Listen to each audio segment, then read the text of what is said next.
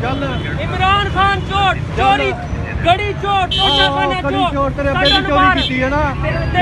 नवाज शरीफ ने तेरी चोरी की है, इमरान खान की चोरी की है, इतने वक्त पाया ये पूरे आवाम नूं दवा तो पिछो गाल ना कड्डी बदमाश मारांगा तेनू मैं समझदा ही जदा तुम मार करदा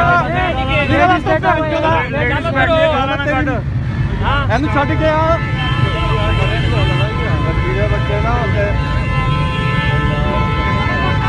पिछले 3 दिनों से मैं यहाँ से आ रहा हूँ, वो पीछे से लाइन लगी होती है, हम लोग जलील होके आ रहे होते हैं। हम लोग क्या यहाँ पे भेड़ पकड़ी है? मारा क्यों जी? इमरान खान साहब के खिलाफ मैंने ये कहा है कि घड़ी चोर, तोशाखाना चोर, क्योंकि दूसरों को जब इनके ऊपर बात आएगी ये लोग कहेंगे जी हम लोग तो नहीं चोर। अच्छा, आपका नाम क्या है? मेरा नाम नुमान। मैं लाहौर से। क्या करते हैं आप? मैं जॉब करता हूँ।